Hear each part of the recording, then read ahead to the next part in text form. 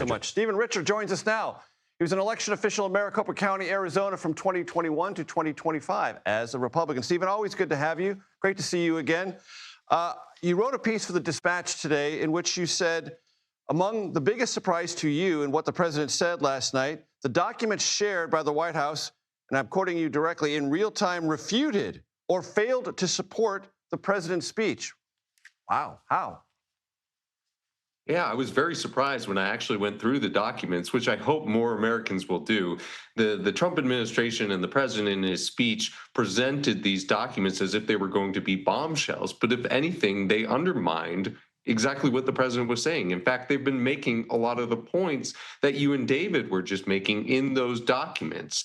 They say that it would be very hard to have mass fraud across the country because so many systems are closed off, so many systems aren't connected to the internet, and America uses paper ballots and we have post-election audits. And so this was recognized by the security professionals that President Trump was relying on. And the most shocking thing about this is this was Trump's opening punch. This was his opening salvo. And surely I thought he was going to give us his best documents.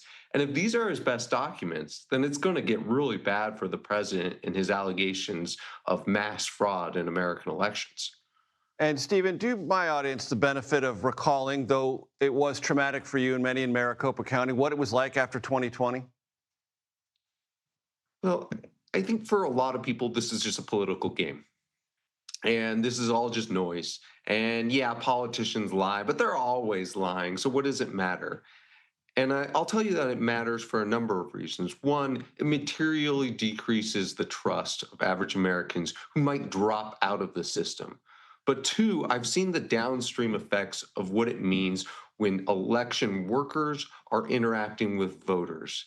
It gets much more confrontational, and that leads to questions, that leads to shouting, that leads to disruptions in voting locations. But eventually, it even leads to death threats. It leads to physical interactions where there's confrontations.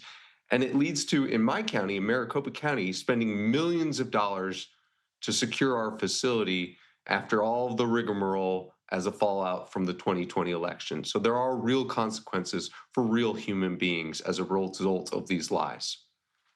As you know, Stephen, part of what the president pointed to last night or hinted at is that no one really in America at the state level calls the question on the incidence of non-citizens voting. But in your piece for the Dispatch, you talk about a survey, rigorous survey done in Utah of more than 2 million registered voters. Utah found 27 confirmed non-citizens, 12 of whom voted in the November 2020 election.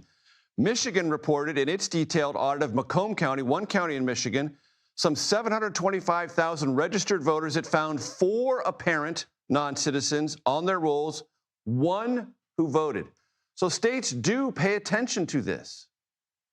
Absolutely. And over the last few years, we've seen a number of affirmative investigations by the states who have that data at their disposal, just as David mentioned, and they've looked at their entire voter rolls. And the returns that they have had have been wildly inconsistent with what the president reported last night. And that's why, just like you, just like David, I want to see the work behind the president's allegation. But if you go into the data file on the White House website and you look up, okay, show me how you got to 250,000 plus non-citizens who are registered in these 4 states. Well, all they have is a paragraph or two that just says they ran it through the federal SAVE program and they found that out. And I guess call me skeptical, but I'm going to need more than that in order to substantiate such a significant claim that is so inconsistent with the audits that have been recently done by red states and blue states into their own voter rolls. Stephen Richer, I appreciate the time, sir, very much. Thank you.